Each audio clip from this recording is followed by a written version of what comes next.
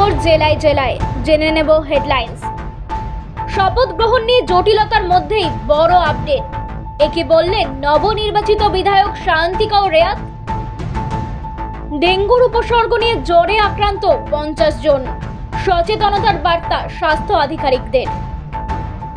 একের পর এক কলকাতায় দুষ্কৃতীদের দৌরাত্ম্য, বৃদ্ধ মালিকের বাড়িতে বন্দুকবাজের দাপট। রাজ্যপাল সিভি আনন্দ বোসের উপর ভরসা রাখছেন না নবনির্বাচিত বিধায়ক সায়ন্তিকা বন্দ্যোপাধ্যায় ও রেয়াত হোসেন বৃহস্পতিবারও বিধানসভায় গিয়েছেন। আগামীকালও বিধানসভায় যাবেন বলে খবর।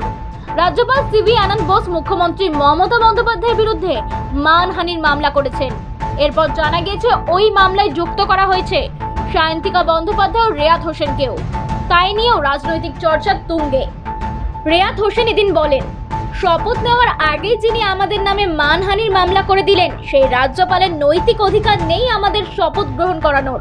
শান্তিকা বন্দ্যোপাধ্যায়ের মন্তব্য, আমরা এখনো শপথই নিলাম না, আমাদের নামে মানহানির মামলা করে দিলেন রাজ্যপাল।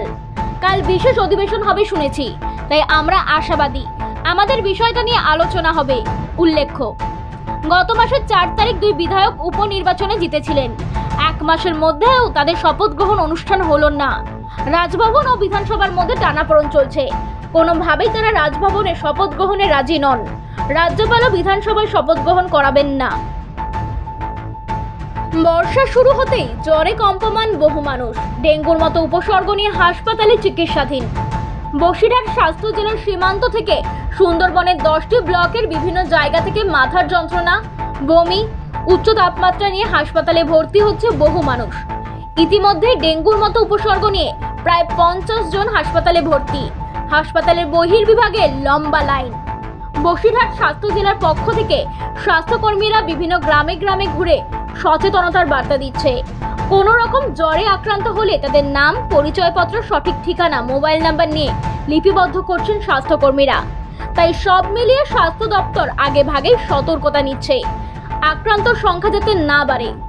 বসিরহাট স্বাস্থ্য জেলার মুখ্য স্বাস্থ্য আধিকারিক রবিউল ইসলাম গায়েন বলেন, ইতিমধ্যেই আমরা সব রকম ব্যবস্থা নিয়েছি।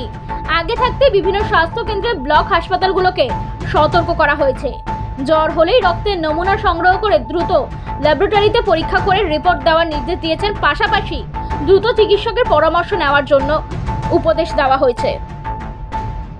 কলকাতার লেক অ্যাভিনিউর এক অভিজাত বহুতলের 9 তলায় থাকেন 65 বছরের এক ব্যবসায়ী দেবাশিস দে ও তার স্ত্রী পুনম দে।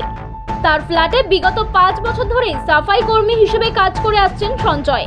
গতকাল সন্ধ্যা 6টায় প্রতিদিনের মতোই বাড়িতে ঢোকে সঞ্জয়, আর তার সাথেই ছিল 2 যুবক। তাদের নিজের বন্ধু হিসেবে পরিচয় দিয়ে ভেতরে ঢোকান।